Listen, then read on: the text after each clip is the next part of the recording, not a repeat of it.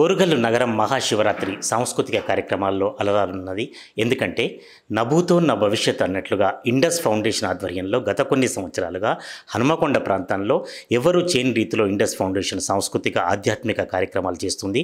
అదే కోవలో మహాశివరాత్రి రోజు ఈ సంవత్సరం కూడా గతంలో కంటే మిన్నగా సాంస్కృతిక కార్యక్రమాలు ఆధ్యాత్మిక కార్యక్రమాలు నిర్వహించనుంది. అసలు ఇండస్ ఫౌండేషన్ ఎందుకు ఏర్పడింది, ఏ ఉద్దేశంతో ఈ కార్యక్రమాలు నిర్వహిస్తున్నారు, మహాశివరాత్రి రోజు ఏ కార్యక్రమాలు సంకల్పించారు, Indus Foundation chairman Anugula Rakesh Reddy garu మనతో ఉన్నారు. వారిని అడిగి తెలుసుకుందాం. సార్ చెప్పండి. నమస్తే అండి. అసలు ఇండస్ ఫౌండేషన్ ఎప్పుడు ఏర్పడింది, అక్కడి నుంచి మనం ప్రారంభించుకుందాం. అంటే ఓరుగల్లు ఒక కళా రాజధాని, ఒక సాంస్కృతిక రాజధాని. 400 సంవత్సరాల పాటు కాకతీయులు ఓరుగల్లును కేంద్రంగా చేసుకొని మొత్తం దక్షిణ భారతదేశాన్ని పరిపాలించింది. ఇది గొప్ప ఆధ్యాత్మిక క్షేత్రం, ఒక శైవ క్షేత్రం. వందల శివాలయాలు మనకు దర్శనమిస్తూ ఉంటాయి ఎక్కడి పోయినా కూడా. కాబట్టి ఈ ప్రాంతం యొక్క వైభవాన్ని చాటాలి, ఈ కళా వైభవాన్ని, ఈ సాంస్కృతిక వైభవాన్ని చాటి ఓరుగల్లుకు మళ్ళీ పూర్వవైభవం తీసుకొచ్చేలా ఒక స్ఫూర్తిని నింపాలి అనేటువంటి ఒక ఆలోచనలో పుట్టిందే ఈ ఇండస్ ఫౌండేషన్.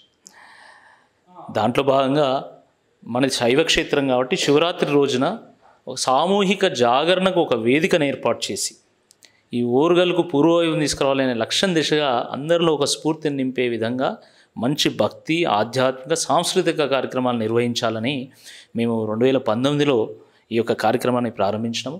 వాస్తవానికి వరంగల్లో ఆధ్యాత్మిక కార్యక్రమాలకు పెద్దగా ఆదరణ ఉండదని చెప్పి చాలామంది మాకు చెప్పారు. కానీ అయినా కూడా మేము ఈ మట్టిలో ఉన్నటువంటి ఆ భక్తి భావన మీద ఉన్నటువంటి నమ్మకంతో మేము 2019లో ఈ యొక్క కార్యక్రమాన్ని ప్రారంభించడం దిగ్విజయంగా కొనసాగుతూ వచ్చింది. సుమారుగా 1,00,000 మంది భక్తులు ఓరుగల్లు నలుమూలల నుండే కాకుండా అనేక చుట్టుపక్కల జిల్లాల నుండి కూడా వస్తూ ఉంటారు.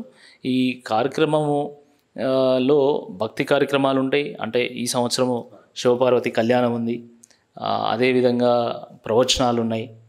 గంగాధర శాస్త్రి గారి ప్రవచనం ఉంది, రాధా మనోహర్ దాస్ గారి ప్రవచనం ఉంది, సప్తహారతి ఉంటుంది, పేరని అనేక సాంస్కృతిక కార్యక్రమాలు. ప్రముఖ గాయకులైనటువంటి వందే మాతరం శ్రీనివాస్ గారు కానీ, చరణార్జున్ గారు కానీ, లేకపోతే సాకేత్ కానీ, ఇట్లా అనేక మంది ప్రముఖులు ఇక్కడికి రాబోతున్నారు. తప్పకుండా ఓరుగల్లు ప్రజలను ఈ యొక్క కార్యక్రమం అలరించనున్నది, గొప్ప స్ఫూర్తి నింపనుంది. అట్లాగే రాకేష్ రెడ్డి గారు, ప్రధాన సందేహం ఏంటంటే మీరు ఏ పదవిలో లేకున్నా, అధికారంతో దేంతో సంబంధం లేకుండా అంత పెద్ద కార్యక్రమం, ఒక కార్యక్రమానికి 1,00,000 మంది హాజరు కావటం, తర్వాత ఒక సెలెక్టెడ్ పర్సన్తో ఈ కార్యక్రమం నిర్వహిస్తున్నారు. ఈ సంకల్పం ఎలా కలిగింది, దీన్ని ఎట్లా సాధ్యం చేస్తున్నారు? అంటే ఓరుగల్లు చాలా గొప్ప ప్రాంతం అండి. ఈ ఓరుగల్లులో అనంతమైనటువంటి ఒక శక్తి దాగి ఉంది. ఉత్తరాదిలో ఉన్నటువంటి కాశీ కానీ, దక్షిణాదిలో ఉన్నటువంటి రామేశ్వరం కానీ, లేదా మన ఓరుగల్లు కానీ ఈ గ్లోబ్లో ఒకే లాంగిట్యూడ్ మీద ఉంటాయి. అందుకనే ఇక్కడ అనంతమైనటువంటి శక్తి దాగి ఉంది. దాని కారణంగానే అనేక మంది సాధువులు, సంతులు వాళ్ళు ఇక సిద్ధగుట్టలో, భైరవగుట్టలో తపస్సు చేసినట్టుగా మనం చరిత్ర చెప్తా ఉంది. అందుకనే కాకతీయులు కూడా దీన్ని రాజధానిగా ఎంచుకున్నారు. ఒక రిడ్జ్ మీద ఏర్పడినటువంటి ఒక ప్రాంతం ఇది. కాబట్టి ఈ ప్రాంతంలో ఉన్నటువంటి ఆ అనంతమైనటువంటి శక్తి ద్వారా సమాజానికి మంచి జరగాలి, ఒక స్ఫూర్తిని అందించాలనేటువంటి ఒక లక్ష్యంతో నేను ఈ కార్యక్రమం ప్రారంభించాను. అయితే నేను రాజకీయాల్లో ఉన్నా కాబట్టి దీనికి రాజకీయంతో ముడిపెట్టాల్సినటువంటి అవసరం లేదు. అంటే first I'm a servant to the society, దాని తర్వాతనే పొలిటికల్ లీడర్ని. కాబట్టి ఈ ప్రాంతం మీద ఉన్నటువంటి అభిమానంతో ఈ మట్టిలో పుట్టినటువంటి వాడిగా, ఈ మట్టి వాసన తెలిసినటువంటి ఒక వ్యక్తిగా ఈ కార్యక్రమం అవసరం అని చెప్పి మేము భావించడం జరిగింది. దాన్ని ఎప్పుడు రాజకీయాలతో ముడిపట్టలేదు. మేము ప్రారంభించిన దగ్గర నుంచి కూడా ఇప్పటివరకు అన్ని పార్టీల నాయకులను పిలిచినాము, అన్ని పార్టీల కార్యకర్తలను పిలిచినాము.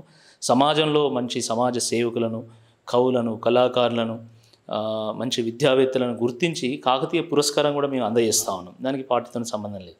కాబట్టి ఇది వరంగల్ ప్రజలు దీన్ని ఓన్ చేసుకున్నారు. ఇది వాళ్ళ కార్యక్రమంగా భావించింది. ఏ రాజకీయ పార్టీ నాయకుడైనా కూడా సరే మాతో విభేదించవచ్చు కొన్ని అంశాల్లో, కానీ ఈ కార్యక్రమం తమ కార్యక్రమంగా భావిస్తారు. ఇది మన కార్యక్రమం అని చెప్పి భావిస్తారు. సో బ్రాండ్ వరంగల్ను ముందుకు తీసుకెళ్లాలనేటువంటి ఒక సంకల్పంలో పుట్టినటువంటి ఆలోచన ఈ కార్యక్రమం కాబట్టి ఈ దిగ్విజయంగా కొనసాగుతూ వస్తుంది. సార్, మహాశివరాత్రి రోజు కార్యక్రమాల ఎవరెవరు పాల్గొంటున్నారు, ఏ సమయానికి, ఎంట్రీ ఎలా ఉంది, గతంలో కంటే భిన్నంగా ఇంకేమైనా ఉందా, తర్వాత ఈసారి ఎవరికి పురస్కారాలు ఇస్తున్నారు? ఇది సాయంకాలం 5:30కి ఈ యొక్క కార్యక్రమము శివపార్వతి కళ్యాణంతో ప్రారంభమవుతుంది. కన్నుల పండుగ ఇది కొనసాగుతుంది. అనేక మంది మహిళలు, ముఖ్యంగా మహిళలు చాలామంది ఈ యొక్క కార్యక్రమం కోసం వేచి చూస్తూ ఉంటారు. సాయంకాలం ప్రారంభమైనటువంటి ఈ కార్యక్రమము 5:30 ప్రారంభమైనటువంటి ఈ కార్యక్రమము సుమారుగా 7 గంటల ప్రాంతానికి ముగుస్తుంది. దాని తర్వాత శాస్త్రీయ సంగీతం ఉంటుంది, విభావరి ఉంటుంది. సుమారుగా 7:30కి అట్లా ఒక ఇనాగ్రల్ కార్యక్రమం కూడా ఉంటుంది, ప్రారంభోత్సవం ఉంటుంది. దాంట్లో భగవద్గీత ఫౌండేషన్ వ్యవస్థాపకులు గంగాధర శాస్త్రి గారు, వారితో పాటు ఇస్కాన్లో గతంలో స్వామీజీగా ఉండి ఈ మధ్య కాలంలో సమాజంలో తిరుగుతూ మరి హిందూ సనాతన ధర్మం యొక్క గొప్పదనాన్ని చాటుతున్నటువంటి రాధా మనోహర్ దాస్ గారి వారు కూడా ఉంటారు. చరణార్జున్ ప్రముఖ సంగీత దర్శకులు, ప్రముఖ గాయకులు, వారితో పాటు వందే మాతరం శ్రీనివాస్ గారు ఉంటారు. ఇక్కడ స్థానిక నాయకులు కూడా ఉంటారు. ఆ కార్యక్రమం పూర్తి చేసుకున్న తర్వాత దాని తర్వాత పేరణి ఉంటుంది.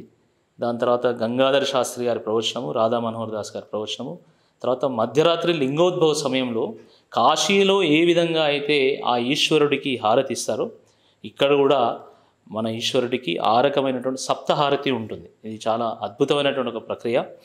మన మన మన మైండ్ని ప్యూరిఫై చేసేటువంటి ఒక ప్రక్రియ, మన బాడీలో ఒక వైబ్రేషన్ని క్రియేట్ చేసేటువంటి ప్రక్రియ. అది కూడా లింగోద్భవ సమయంలో ఉంటుంది. దాని తర్వాత అనేక సాంస్కృతిక కార్యక్రమాలు, మన చిన్నారుల యొక్క ప్రదర్శనలు ఉంటాయి, మన ఓరుగాలు చిన్నారుల యొక్క ప్రదర్శనలు ఉంటాయి. సో ఓవరాల్గా ఈ కార్యక్రమము ఒక మంచి లక్ష్యంతో కూడుకున్నటువంటిది కాబట్టి ఒక స్ఫూర్తి నింపేటువంటి ఒక ప్రయత్నం చేస్తుంది. అది మన చిన్నారులు కూడా, ఓరుగల్లు చిన్నారులు ఎవరైతే ఈ వేదిక మీద ప్రదర్శనలు ఇచ్చిందో ఒక 2 రాష్ట్రపతి చేత పురస్కారం అందుకున్నారు. ఒకరేమో డైరెక్ట్గా ప్రధానమంత్రి గారి చేత పురస్కారం అందుకున్నారు. దాని తర్వాత ఇక్కడికి వచ్చినటువంటి వాళ్ళు కూడా చాలామంది కేంద్ర సాహిత్య అకాడమీ అవార్డు అందుకున్నటువంటి వాళ్ళు కానీ చాలామంది ప్రముఖులు వచ్చారు. పద్మశ్రీ వచ్చినటువంటి గరికపాటి గారు వచ్చారు ఈ గతంలో, మన గవర్నర్ గారు వచ్చారు ఇక్కడికి. అట్లా అనేక మంది ప్రముఖులు వచ్చారు, ఒక మంచి సందేశాన్ని అందిస్తారు. పండుగ కాబట్టి అందరూ ఒక భక్తి భావన ఉంటుంది. ఆ భక్తి భావన సందర్భంగా మనం ఏదైనా ఒక మంచి విషయాలు కొన్ని చెప్తే అది మైండ్లో సింక్ అయిపోతుంది అది జీవితకాలానికి. కాబట్టి అందుకనే మేము చాలా వ్యయ ప్రయాసతో కూడుకున్నా కూడా ఈ కార్యక్రమాన్ని మేము ఓరుగల్లు ప్రజల యొక్క సహకారంతో ముందు తీసుకెళ్తాం. గత కొన్ని సంవత్సరాలుగా అందరూ చూస్తున్నారు, ఇంత పెద్ద క్రౌడ్ను కూడా ఎలాంటి ఇబ్బంది లేకుండా, అవాంతరాలు లేకుండా నడిపించారు. ఈ సంవత్సరం కూడా ఏమైనా ప్రత్యేక జాగ్రత్తలు తీసుకుంటున్నారా? ఎంట్రీ ఎలా ఉంటుంది? ఇంతమంది ఈ యొక్క కార్యక్రమానికి రావడానికి ప్రధాన కారణం శివుడు యొక్క మహత్యం ఈ మట్టిలో ఉంది. ఈ మన డిఎన్ఏలో ఆ భక్తి భావన ఉంది. ఓరుగల్లు మట్టిలో, ఈ గాలిలో, ఈ నీటిలో ఆ ఆధ్యాత్మిక శక్తి ఉంది. దాని కారణంగానే వస్తున్నారు తప్ప ఏదో రాకేష్ రెడ్డి గురించో లేదా ఇండస్ ఫౌండేషన్ గురించి రావట్లేదు. పేరుకు ఇండస్ ఫౌండేషన్ అనే పేరు ఉంది తప్ప ఇది శివుడి కార్యక్రమం. శివుడి ఆజ్ఞ లేనిదే చీమ కూడా కుట్టదు అని చెప్పి మనం వింటూ ఉంటాం. అది వాస్తవం. ఈ ప్రపంచాన్ని నడిపించేటువంటి ఆ శివుడి యొక్క మహత్యం కారణంగానే వందల వేలాది మంది ఇక్కడికి వస్తూ ఉంటారు. అదృష్టం ఏంటంటే సుమారుగా ఒక 400-500 మంది వాలంటీర్స్ వాళ్ళు స్వతహా ఈ కార్యక్రమంలో పాల్గొంటారు, శివుడి కోసం పాల్గొంటారు. మేము అన్ని జాగ్రత్తలు తీసుకుంటాము, ట్రాఫిక్ అంతరాయం లేకుండా ఇన్ని వేల మందికి నీటి సౌకర్యాన్ని ఏర్పాటు చేసేటువంటి ప్రయత్నము, టాయిలెట్స్ విషయంలో కూడా ఎటువంటి ఇబ్బందులు లేకుండా, మీడియా వారికి కానీ ఇంకా ఇతరులకు కూడా ఎటువంటి ఇబ్బందులు లేకుండా అన్ని ఏర్పాట్లు చేస్తాం. చిన్న చిన్నవి ఉన్నా కూడా అందరూ సర్దుకుపోతూ ఉంటారు, ఎందుకంటే ఇది మన కార్యక్రమం కాబట్టి ఇది సర్దుకోవాలనే ఆలోచనతో కూడా ప్రజలు ఉన్నారు కాబట్టి ఎటువంటి ఇబ్బంది ఏమి ఉండదు. భవిష్యత్తులో ఇండస్ ఫౌండేషన్ కార్యక్రమాలు విస్తరిస్తాయని అనుకోవచ్చా? చాలామంది అనుకుంటున్నారు. తప్పకుండా మేము ఒకటి శివరాత్రి కార్యక్రమం, రెండవది మన ధర్మంలో మన క్యాలెండర్ అనేది ఉగాదితో ప్రారంభమవుతుంది కాబట్టి మేము ప్రతి ఉగాదికి కూడా మేము క్యాలెండర్ రిలీజ్ చేస్తాము. ఉగాది కార్యక్రమాన్ని కూడా మేము నిర్వహిస్తాము. పెద్ద ఎత్తున హోలీ కార్యక్రమాన్ని నిర్వహిస్తాము. అంటే ఈ రకంగా ఏంటంటే మన ధర్మంలో ఉన్నటువంటి గొప్పతనాన్ని చాటే విధంగా మా కార్యక్రమాలు ఉంటాయి. వీటికి రాజకీయాలతో సంబంధం లేదు, పార్టీతో కూడా సంబంధం లేదు. నేను గతంలో బీజేపీలో ఉన్నాను. సో బీజేపీలో ఉన్నప్పుడు ఈయన హిందుత్వ కార్యక్రమాలు నిర్వహించడు, ఇప్పుడు వేరే పార్టీకి వచ్చిన కాబట్టి నిర్వహించడు, అది తప్పదు. సో ఇప్పుడు అన్ని పార్టీలు ఏవైనా కూడా సమాజ లక్ష్యం కోసమే పనిచేస్తాయి. దాంట్లో ఇది ఒక పార్ట్ కాబట్టి దీనికి అందరి మద్దతు ఉండాల్సిందిగా మేము విజ్ఞప్తి చేస్తాం.